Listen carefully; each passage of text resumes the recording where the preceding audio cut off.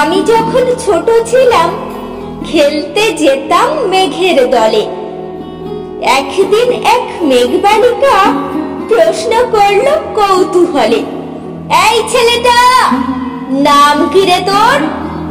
আমি বললাম, ফুসমন্তর। মেঘবালিকা রেগেই আগুন, মিথ্যে কথা, নাম কি অমন হয় কখনো?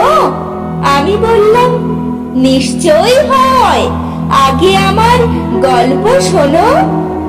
সে বলল, শুনবো না যা, সেই তো রানী, সেই তো রাজা, সেই তো একই ঢাল তলোয়ার, সেই তো একই রাজার কুমার পক্ষীরাজে, শুনবো না আর ও সব বাজে।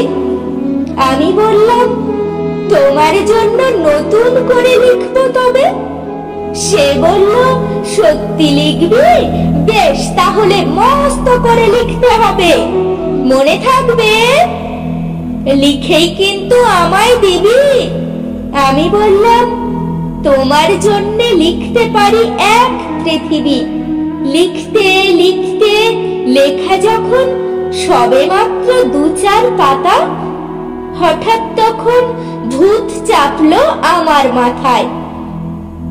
খুঁজতে খুঁজতে চলে গেলাম ছোটবেলার মেঘের মাঠে। গিয়েই দেখি চেনা মুখ তো একটিও নেই এ তল্লাটে। একজনকে মনে হলো ওরই মধ্যে অন্যরকম। এগিয়ে গিয়ে বলি তাকেই, তুমি কি সেই মেঘবালিকা? তুমি কি সেই? সে বলেছে, মনে তো নেই, আমারও সব মনে তো নেই। আমি বললাম, তুমি আমার লেখার কথা বলেছিলে। সে বলল, সঙ্গে আছে, ভাসিয়ে দাও গায়ের ঝিলে। আর হ্যাঁ শোনো, এখন আমি মেঘ নই আর, সবাই এখন বৃষ্টি বলে ডাকে আমায়।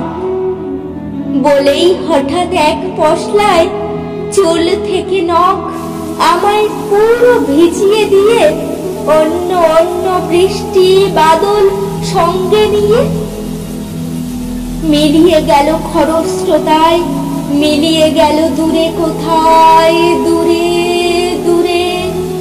বৃষ্টি বলে ডাকে আমায়, বৃষ্টি বলে ডাকে আমায়। আপন মনে বলতে বলতে আমি কেবল বসে রইলাম ভিজে একসা কাপড় জামায়, গাছের তলায় বসে রইলাম। বৃষ্টি নাকি মেঘের জন্য। এমন সময় অন্য একটি বৃষ্টি আমায় চিনতে পেরে বলল, তাতে মন খারাপের কি হয়েছে? যাও, ফিরে যাও, লেখো আবার। এখন পুরো বর্ষা চলছে, তাই আমরা সবাই নানান দেশে ভীষণ ব্যস্ত। তুমিও যাও, মন দাওগে তোমার কাজে। বর্ষা থেকে ফিরে আমরা নিজেই যাব তোমার কাছে।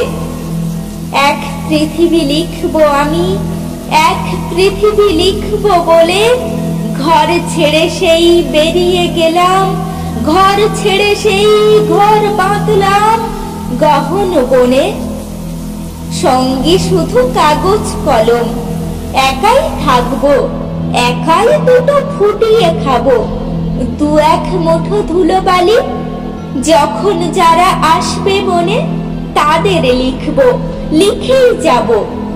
এক পৃথিবীর 100 রকম স্বপ্ন দেখার সাধ্য থাকবে যে রূপকথার, সে রূপকথা আমার একার।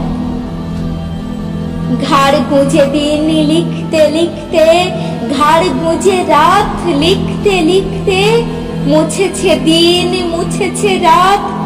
যখন আমার লেখবার হাত অসাড় হলো, মনে পড়লো সাল কি তারিখ, বছর কি মাস, সেসব হিসেব আর ধরিনি। লেখার দিকে তাকিয়ে দেখি এক পৃথিবী লিখবো বলে একটা খাতাও শেষ করিনি। সঙ্গে সঙ্গে ঝমঝমিয়ে বৃষ্টি এলো খাতার উপর, আজীবনের লেখার উপর। বৃষ্টি এলো এই অরণ্যে, বাইরে তখন গাছের নিচে নাচছে ময়ূর আনন্দিত। এ গাছ ও গাছ উড়ছে পাখি, বলছে পাখি এই অরণ্যে কবির জন্যে আমরা থাকি।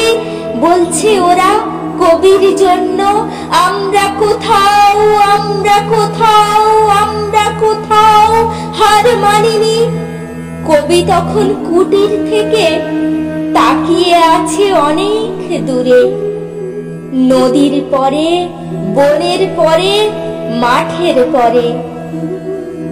সেই যেখানে সারা জীবন বৃষ্টি পড়ে, বৃষ্টি পড়ে, সেই যেখানে কেউ যায়নি, কেউ যায় না কোনোদিনই। আজ সে কবি দেখতে পাচ্ছে সেই দেশে, সেই ঝর্ণা তলায় এদিক ওদিক ছুটে বেড়ায় সোনায় মোড়া মেঘ হরিণী, কিশোর বেলার সেই হরিণী।